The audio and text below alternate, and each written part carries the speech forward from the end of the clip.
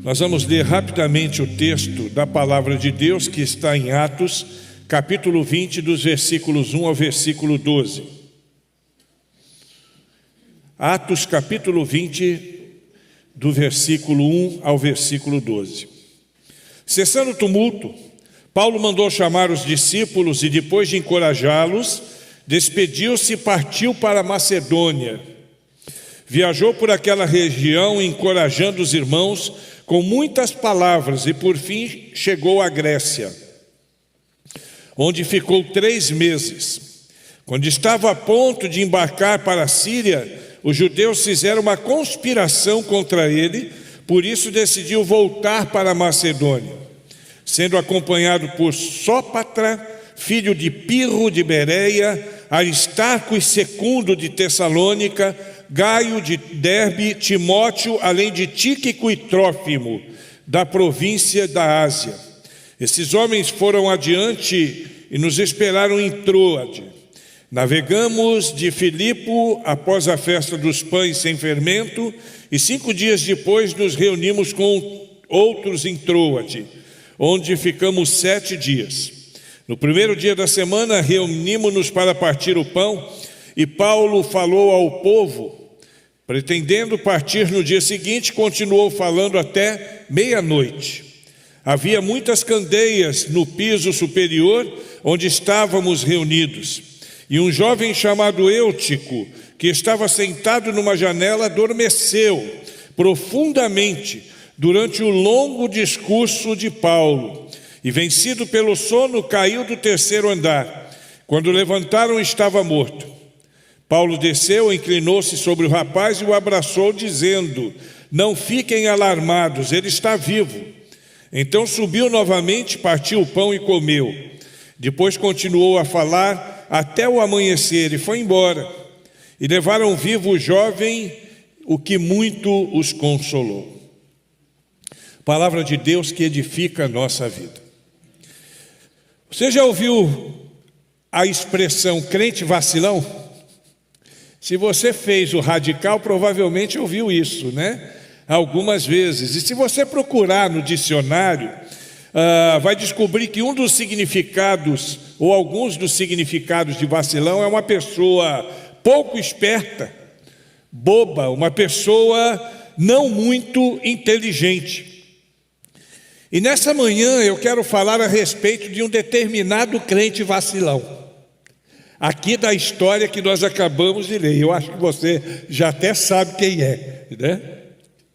E o contexto é o seguinte: Paulo está com uma das suas equipes missionários em mais uma das viagens evangelísticas. Essa foi a 3ª viagem missionária de Paulo. E no verso 4 nós vemos alguns membros que faziam parte desta turma. Aliás, alguns nomes bem bonitos para quem está esperando o bebê, viu? Eu queria que a Jéssica estivesse aqui para a gente poder sugerir a ela, né? E aqui tem o Sápatro, que é um nome bonito, Pirro, Aristarco, Secundo, Gaio, Tíquico e Trófimo. Mas pode ficar tranquilo, porque tem um Timóteo no meio também, né?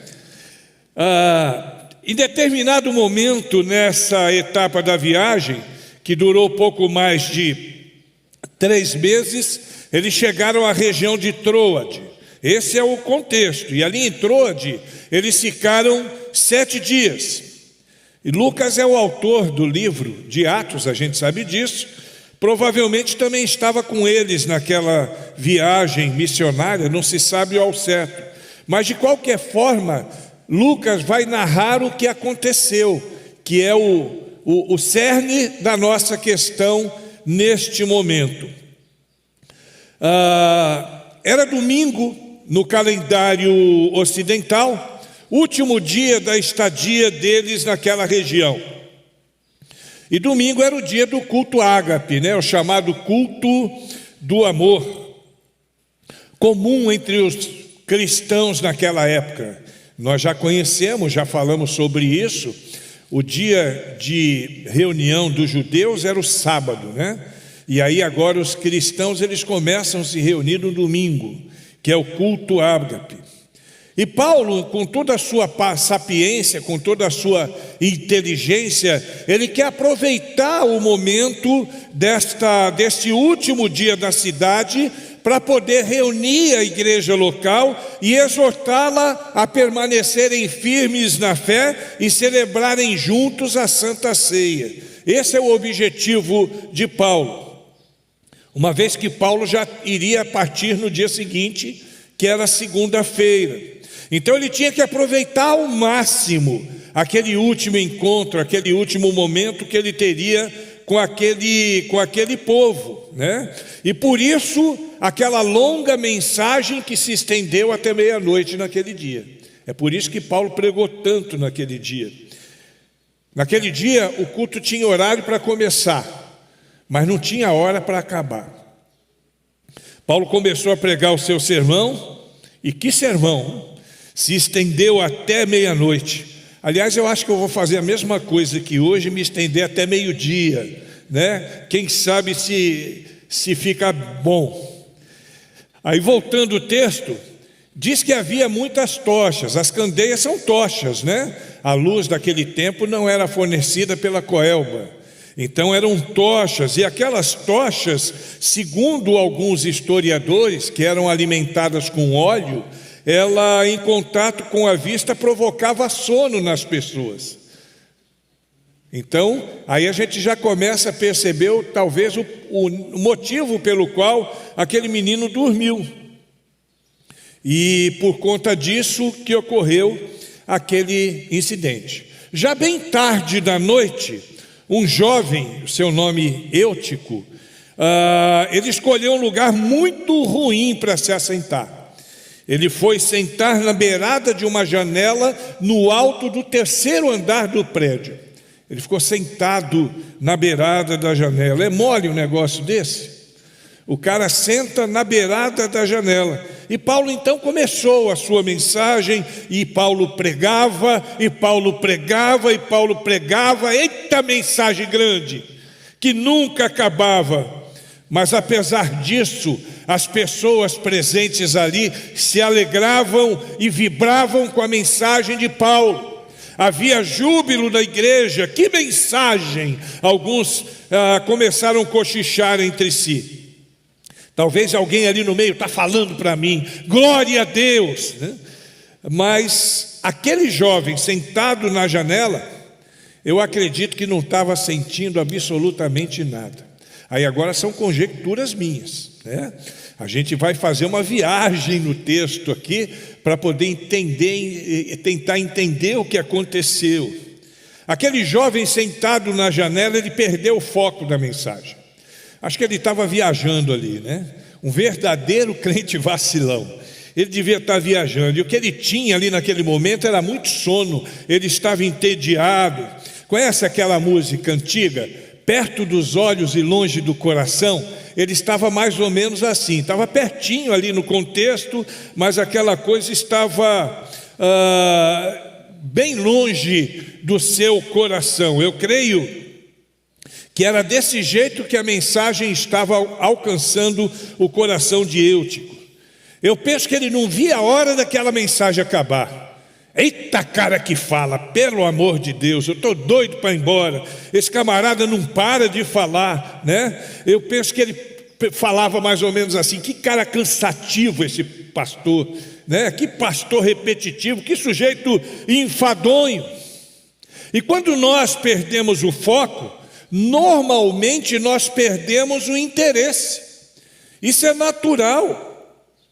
E eu acredito que isso deve ter acontecido com ele. Mas o que aquele jovem não sabia, o que Eutico não sabia, é que naquela mesma noite haveria de acontecer algo na vida dele que ia mudar sua vida, sua história para sempre. Ele estava muito cansado. E como um autêntico crente vacilão, ele literalmente dormiu no ponto. Dormiu naquela janela. Graças a Deus, hoje esse negócio de dormir na mensagem não existe mais, né? Alguns intercedem durante a pregação, eu consigo ver daqui alguns intercedendo de vez em quando, mas dormir eu acho que não acontece. Mas eu também não vou perguntar não, porque uma vez eu caí na besteira. Eu estava numa igreja e eu vi um cidadão cochilando, né? E aí eu falei, ó, você que está dormindo aí, fique de pé. Metade da igreja levantou. Aí eu já não me meti mais com ela. Ô, essa é antiga ou eu já cantei? Já contei, né? Não tem jeito. Aqui as piadas é tudo... Aqui, né? Pois é, tudo repetido. Mas vocês me perdoem, em nome de Jesus, amém? Vou voltar para Eutico aí. Nós sabemos o resultado do sono dele. Ele caiu da janela na qual estava sentado no terceiro andar e pimba, se esborrachou lá embaixo. As pessoas correram para acudir, mas não tinha mais nada que pudesse ser feito. No final do verso 9 nós lemos, foi levantado morto. Ele morreu. E agora? Pois é, foi exatamente o pregador chato, o pregador cansativo, o pregador enjoado que mudou o quadro muito rapidamente. Ele parou de pregar, ele desceu, ele inclinou-se sobre o jovem, ele abraçou-o morto que estava no chão. E o moço ressuscitou, voltou à vida. Posso ouvir um glória a Deus? Preste atenção, Lucas, na ordem dos eventos nesse texto. Ele desceu, ele se inclinou e ele abraçou. Te lembra alguma coisa? Já já nós vamos voltar a esses eventos. Esses gestos de Paulo, o pregador, são gestos bem sugestivos. Ele desceu, ele inclinou-se e ele abraçou aquele jovem, e aquele jovem voltou à vida. Paulo demonstrou ali misericórdia, amor, compaixão por alguém que indiretamente, de uma forma ou de outra, o estava rejeitando naquele contexto em que ele estava pregando. E eu quero nesta manhã aprender algumas lições preciosas nesse texto, pelo menos 3, né? Alguém falou essa semana aí, pastor Batista, me perdoe, né, com a mensagem de 3 tópicos, mas é porque, não é porque eu sou batista, eu gosto de usar 3 tópicos, né? Às vezes eu uso 4, uso 7, posso usar até 10, mas 3 é a base para mim que, né, já está num bom tamanho. E eu quero então aprender 3 lições nesse texto e compartilhar com você, principalmente você jovem, você que está em casa também, eu quero compartilhar isso com você. Em primeiro lugar, me acompanhe aqui agora. Em primeiro lugar, um conselho: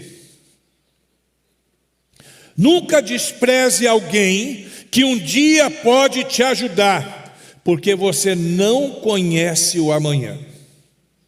Nunca despreze alguém que um dia pode te ajudar, porque você não conhece o amanhã. Eutico, de uma forma direta ou indireta, ele desprezou Paulo, naquele momento em que Paulo estava pregando, que as atenções precisavam estar voltadas para ele. Mas na hora que ele caiu e morreu, foi o próprio Paulo quem interrompeu tudo o que estava fazendo para poder ajudá-lo. Paulo deixou até de pregar, estava pregando, ele parou a mensagem e mudou o foco. Ele desceu, ele se abaixou, abraçou aquele jovem, e aquele abraço de Paulo o trouxe de volta à vida. Mas aqui não era apenas um abraço de Paulo. Paulo, na realidade, era uma ferramenta de Deus. Em Paulo, Eutico estava sendo abraçado pelo próprio Cristo. Paulo ali era apenas um instrumento. Às vezes nós desprezamos as pessoas, às vezes nós ignoramos as pessoas e não imaginamos que um dia pode acontecer uma reviravolta na nossa vida e Deus nos colocar sob os cuidados daquelas mesmas pessoas que nós desprezamos um dia. Isso pode acontecer. Eu vejo aqui uma figura muito clara. Por isso que eu perguntei se você percebeu alguma semelhança. Alguns são como Eutico. Desprezam Jesus como ele desprezou a Paulo. Mas na hora que a pessoa cai, na hora da sua dor, na hora da aflição, quem poderá o socorrer? Não é o Chapolin Colorado, não. É o próprio Jesus Cristo. Você percebe a relação da história com a atuação de Cristo em nosso favor? Deu para perceber a relação? Ele desceu, ele se abaixou, ele abraçou e trouxe a vida. Jesus também parou tudo para nos socorrer. Ele desceu dos céus, ele se inclinou para nós, ele nos abraçou e nos deu vida, e vida em abundância. Glória a Deus! E o pior é que tem muita gente, apesar disso, que continua desprezando Jesus Cristo. Muita gente que continua desprezando, que não se compromete com Ele, com a sua causa, que não lhe dá ouvidos, que estão desapercebidos das verdades por Ele pregadas, não se envolvem com a sua igreja. É lastimável, irmãos. Quando a gente olha para a igreja, isso não é a primeira igreja batista em Medeiros Neto, a maioria das igrejas, a maioria, é um pequeno grupo da igreja que faz tudo, que se envolve com tudo. Grande parte despreza Jesus, grande parte não lhe dá ouvidos, grande parte ficam desapercebidos das verdades que Ele nos ensina no dia a dia. Não se envolvem com a sua igreja, e isso é lastimável. O sonho de todo pastor, e agora eu vou falar como um pastor de 28 anos de ministério, o sonho de todo pastor é ver uma igreja completamente envolvida com a causa de Deus. Uma igreja que ele não precisa ficar, eu vou ver o tempo do fulano, porque ele já está fazendo tanta coisa, mas eu preciso que ele me ajude aqui. Não, o pastor pode fazer não, vem você, pode fazer isso até de olhos fechados, porque a igreja toda se envolve. Nós precisamos fazer isso, no nome de Jesus. Em segundo lugar, uma orientação para você. Não fique na janela, é perigoso, você pode cair e se esborrachar. Capite? Entendeu? Não fique na janela, é muito perigoso. Você pode cair e se esborrachar. Aquele jovem estava sentado numa janela no alto de um prédio, 3 andares. Não estava prestando muita atenção, obviamente, na pregação de Paulo, não estava nem aí para as coisas que aconteciam ao seu redor. Tomado pelo cansaço, ele adormeceu, ele caiu e ele morreu. E o fato de estar sentado na janela pode nos levar a uma reflexão analógica. Eu quero usar uma analogia agora. O texto não diz isso, mas analogicamente falando eu posso entender alguma coisa assim. Uma coisa interessante, a janela aqui do texto, onde ele estava sentado, pode representar muito mais do que uma simples janela. Por aquela janela, aquele jovem podia olhar para fora. Concordam comigo, sim ou não? Por aquela janela, por ela, ele tinha contato visual com o mundo. Olha como as coisas se ajustando, Marconi. A janela do texto, ela pode representar o lugar onde muitas pessoas escolheram estar quando não querem viver uma vida de compromisso com Jesus Cristo. É como estar em cima do muro. É desse jeito, é como estar em cima do muro. Nem dentro da igreja, nem totalmente do lado de fora, pendurado na janela, em cima do muro, na igreja, mas vivendo de olho no mundo lá fora. Olha que analogia que a gente consegue tirar desse texto. É possível que aquele jovem ali não fosse nem convertido ainda. A sua falta de atenção, que o levou ao sono, e o fato de ter escolhido ficar na janela, a partir dessa perspectiva que eu arrisco aqui, me mostram isso. Nessa visão de analogia que eu estou fazendo, eu vejo isso. É possível que ele pudesse estar vivendo um grande conflito na sua vida. Não sabia se ouvia o sermão de Paulo, que trazia a mensagem do Evangelho de Cristo, ou se escutava as vozes do mundo que vinham do lado de fora naquela janela. Ele não sabia se focava na palavra de Deus e se comprometia com Cristo, ou se vivia todos os encantos do lado de fora que estavam diante de si. Há muitos jovens na igreja, aliás, não só jovens, pessoas de mais idade também, que vivem exatamente assim como Eutico. Vivem na igreja, mas estão com os olhos do lado de fora, no mundo, atraídos por coisas que estão lá fora.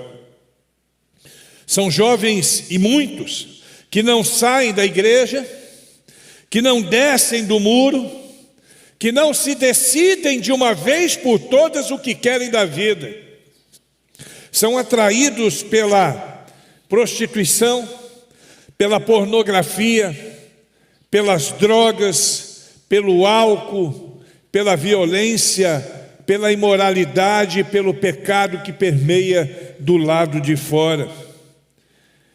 Por isso são vacilões, vivem vacilando, vivem oscilando entre o céu e o inferno, a igreja e o mundo, entre a vida e a morte. Dá para perceber isso, irmãos? Em nome de Jesus Cristo, a orientação agora: saia da janela de uma vez por todas. Olha aqui para mim, você também que está em casa, saia da janela de uma vez por todas, porque senão você pode tomar um tombo, e como jovem dessa história, pode ser até que você morra. Fique esperto, mano. Ouça a palavra de Deus. Assuma os seus compromissos com a igreja e com Deus. Seja um cristão, não só de nome, mas seja um cristão de direito e de fato. Saia da janela em nome de Jesus Cristo.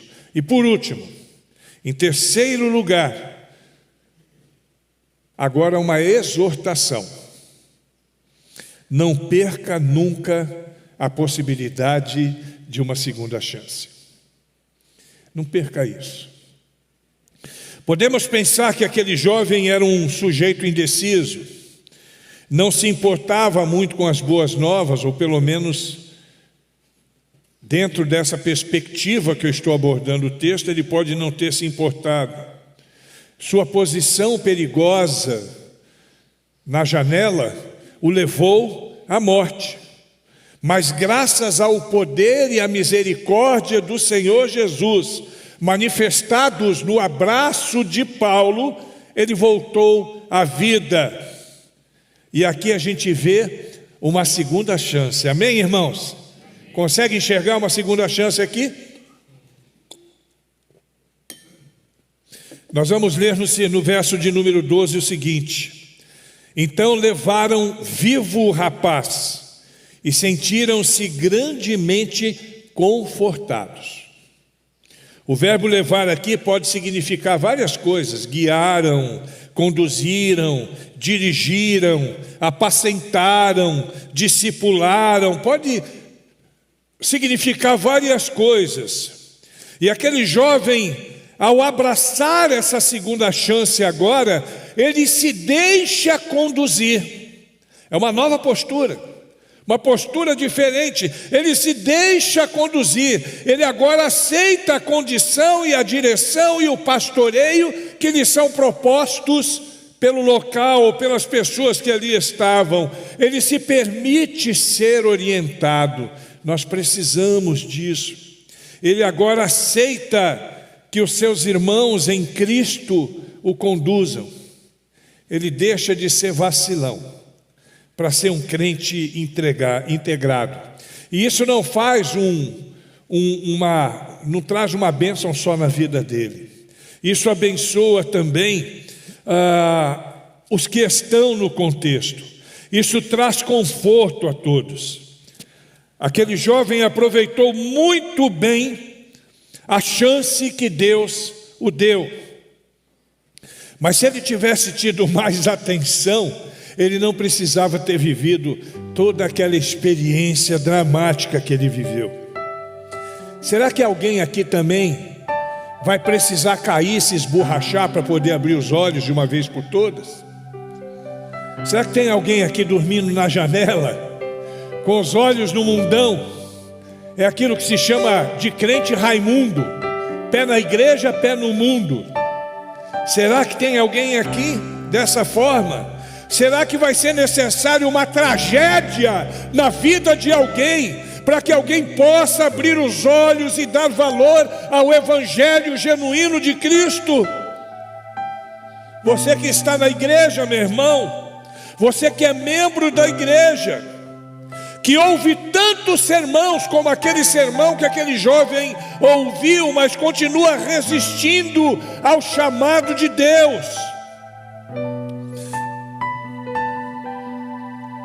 Aqui agora, essa palavra pode ser uma segunda chance para você rever os seus conceitos, para você rever os seus valores. Se você não pertence à igreja também, está na hora de se decidir. Você que já ouviu tantas vezes a mensagem do evangelho e continua com o coração duro ou cochilando, Jesus pode estar te dando hoje uma segunda chance.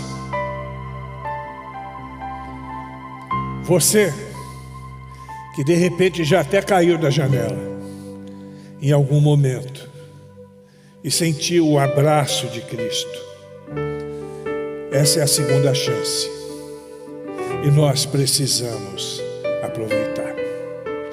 Amém?